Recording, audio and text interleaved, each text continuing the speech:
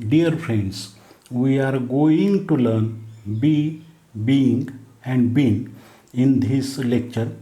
मित्रांनो, ह्या लेक्चरमध्ये आपण बी, बीइंग व बीन शिकणार आहोत. बी, बीइंग, बीन. बी स्थिती दर्शवतो, बीइंग क्रिया सुरू आहे हे दर्शवतो व बीन क्रिया पूर्ण झाली आहे हे दर्शवतो. साधा वर्तमान काळ. साध्या वर्तमान काळात स्थिती दाखवण्यासाठी बीचा वापर केला जातो. अशा प्रकारची वाक्ये बीपासूनच सुरू होतात. जसे बी प्रिपेअर्ड फॉर कॉन्सिक्वेन्सेस. परिणामांसाठी तयार राहा. ह्या वाक्यात प्रिपेअर्ड हा V3 आहे, past participle. Be patient with her. तिच्याशी धीराने वाग. Be polite. नम्र राहा. साध्या वर्तमान काळात काही वाक्ये डोंटने सुरू होऊन त्यात लगेचच बी येतो ती क्रिया दाखवतात. जसे डोंट बी सिली. मूर्खासारखा वागू नकोस. Don't be arrogant. उद्धटपणे वागू नकोस. ह्यात सिली, ॲरोगंट ही विशेषणे आहेत. शक्यतो हे करू नका, ते करू नका अशा प्रकारची ही वाक्ये असतात. साध्या वर्तमान काळात कर्मणी प्रयोगात मस्ट व पास्ट पार्टिसिपल यांच्यामध्ये बीचा वापर केला जातो. खरं म्हणजे सहाय्यकारी क्रियापद म्हणून मस्ट बीचा एकत्रित वापर केला जातो असे समजायला हरकत नाही. Smoking must be given up by him. धूम्रपान त्याच्याकडून सोडून द्यायला जायला हवे. He must give up smoking. त्याने धूम्रपान सोडून द्यायला हवे. हा या वाक्याचा ॲक्टिव्ह व्हॉईस आहे. साध्या वर्तमान काळात कर्मणी प्रयोगात कॅन व पास्ट पार्टिसिपल यांच्यामध्ये बीचा वापर केला जातो. खरं म्हणजे सहाय्यकारी क्रियापद म्हणून कॅन बीचा एकत्रित वापर केला जातो असे समजायला हरकत नाही. जसे a letter can be written by her. पत्र तिच्याकडून लिहिले जाऊ शकते. She can write a letter. ती पत्र लिहू शकते. हा या वाक्याचा ॲक्टिव्ह व्हॉईस आहे. साध्या वर्तमान काळात कर्मणी प्रयोगात मे व पास्ट पार्टिसिपल यांच्यामध्ये बीचा वापर केला जातो. खरं म्हणजे सहाय्यकारी क्रियापद म्हणून मे बीचा एकत्रित वापर केला जातो असे समजायला हरकत नाही. जसे his enemy may be defeated by him. त्याच्या शत्रूचा त्याच्याकडून कदाचित पराभव केला जाईल. ही मे डिफीट हिज एनिमी. तो कदाचित त्याच्या शत्रूचा पराभव करेल. हा या वाक्याचा ॲक्टिव्ह व्हॉईस आहे. साध्या वर्तमान काळात कर्मणी प्रयोगात शूड व पास्ट पार्टिसिपल यांच्यामध्ये बीचा वापर केला जातो. खरं म्हणजे सहाय्यकारी क्रियापद म्हणून शूड बीचा एकत्रित वापर केला जातो असे समजायला हरकत नाही. जसे प्रॉमिसेस शूड बी केप्ट. दिलेले शब्द पाळले जायला हवेत. दिलेली वचने पाळली जायला हवीत. One should keep one's promise. एखाद्याने, खरं म्हणजे सर्वांनीच, दिलेला शब्द पाळायला हवा. हा या वाक्याचा ॲक्टिव्ह व्हॉईस आहे. साधा भूतकाळ.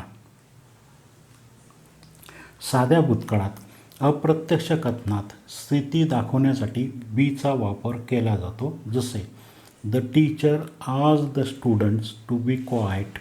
शिक्षकाने विद्यार्थ्यांना शांत राहण्यास सांगितले.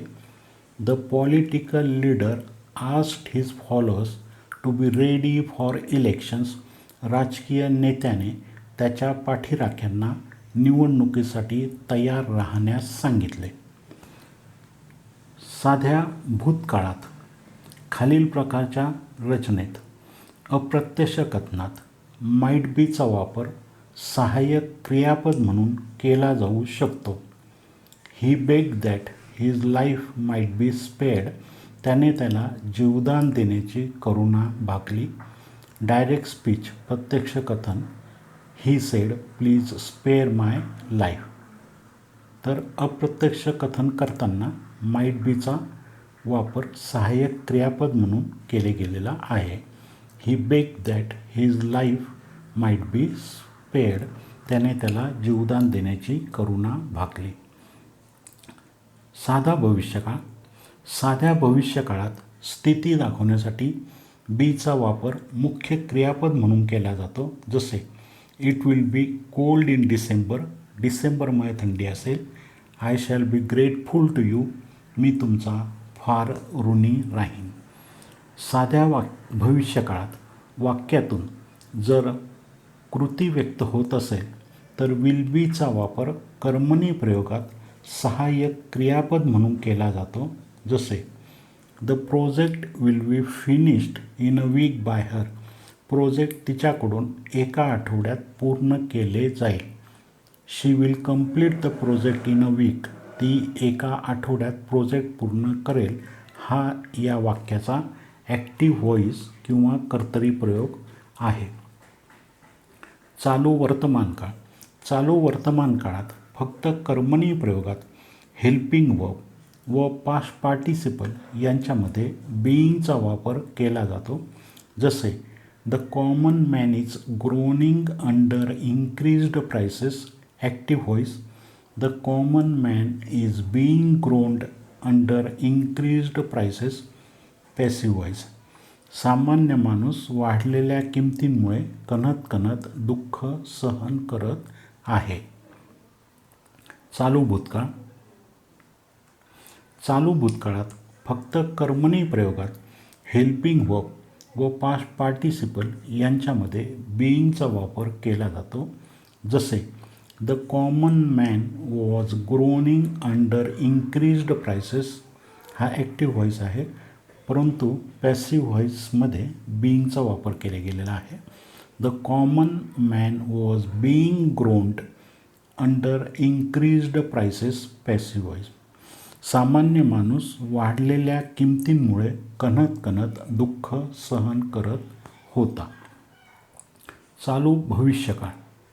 चालू भविष्यकाळात कर्तरी प्रयोगात विल व प्रेझेंट पार्टिसिपल यांच्यामध्ये बीचा वापर केला जातो. जसे the common man will be groaning under increased prices. सामान्य माणूस वाढलेल्या किमतींमुळे कणत दुःख सहन करत असेल.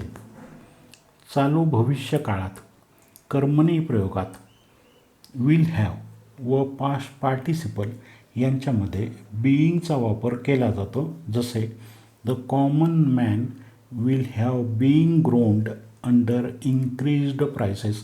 सामान्य माणूस वाढलेल्या किमतींमुळे कणत दुःख सहन करत असेल.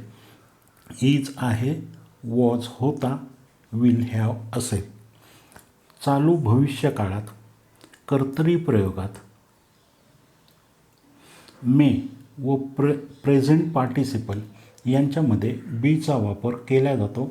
खरं म्हणजे सहायकारी क्रियापद म्हणून मे बीचा एकत्रित वापर केला जातो असं समजायला हरकत नाही. जसे I may be travelling tomorrow morning.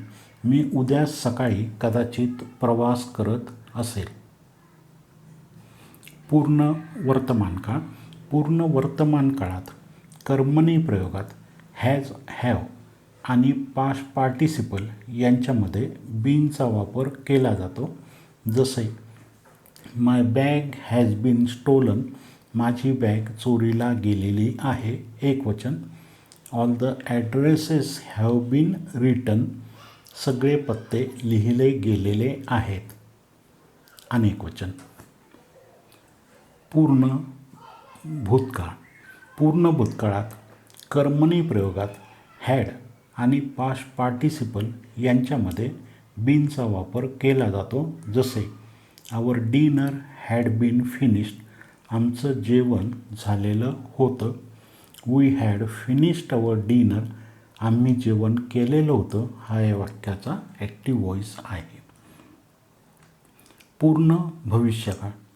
पूर्ण भविष्यकाळात कर्मणी प्रयोगात विल हॅव आणि पास्ट पार्टिसिपल यांच्यामध्ये बीनचा वापर केला जातो. जसे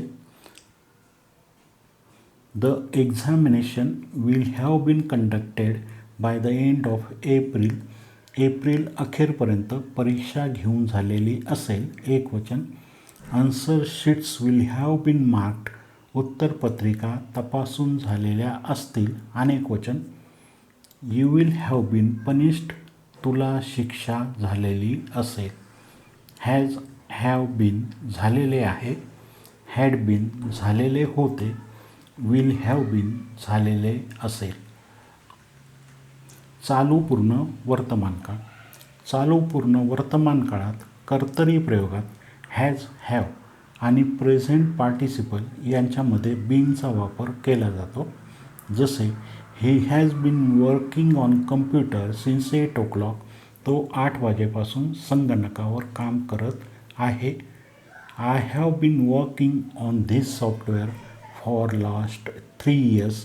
मी ह्या संगणक प्रणालीवर गेल्या 3 वर्षांपासून काम करत आहे.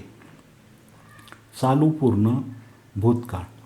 चालू पूर्ण भूतकाळात कर्तरी प्रयोगात हॅड आणि प्रेझेंट पार्टिसिपल यांच्यामध्ये बीनचा वापर केला जातो. जसे when he joined LIC, I had been working there for 5 years. जेव्हा तो आयुर्विमा महामंडळात दाखल झाला त्या आधीपासून 5 वर्षे मी तेथे काम करत होतो. चालू पूर्ण भविष्यकाळ.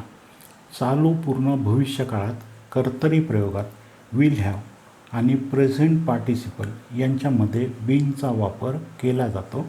जसे I will have been working for 30 years in next April.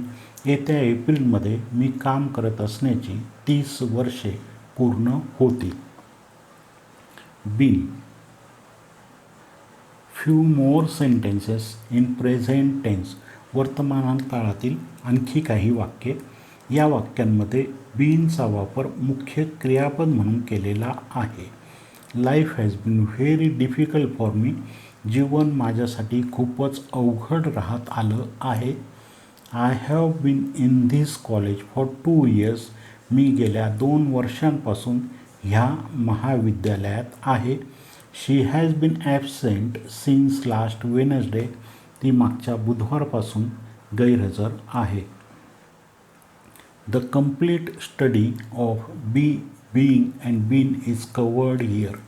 You needn't refer to any other study material after studying this. It's all formulated here. I had to study a large number of sentences before arriving at these conclusions and categorize them. You will also have to concentrate hard for learning this lesson. This study is little difficult itself. I have tried to simplify it as much as possible.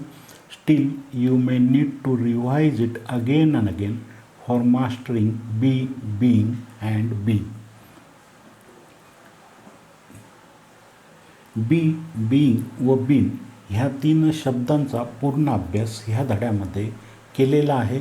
हा अभ्यास एकदा केल्यानंतर परत ह्या विषयावर आपल्याला कधीही आणखी वेगळा काही अभ्यास करण्याची गरज पडणार नाही. हे सर्व इथे सूत्रबद्ध केले आहे. मला या शब्दांचा अभ्यास करून निष्कर्ष काढण्यासाठी व त्यांचे वर्गीकरण करण्यासाठी अनेक वाक्यांचा अभ्यास करावा लागला. तुम्हाला देखील मन एकाग्र करून हे शिकावे लागेल. हा अभ्यास थोडासा अवघडच आहे. मी तो जितका शक्य आहे तितका सोपा करण्याचा प्रयत्न केला आहे. परंतु तरीसुद्धा बी, बीइंग व बीनवर प्रावीण्य मिळवण्यासाठी याची तुम्हाला परत परत उजळणी करावी लागू शकते. Please like, subscribe and share SpeakNet channel. Also visit speaknet.in. कृपया SpeakNet चॅनलला लाईक, सबस्क्राईब व शेअर करा आणि वेबसाईट बघा. We will meet again. Till then, bye.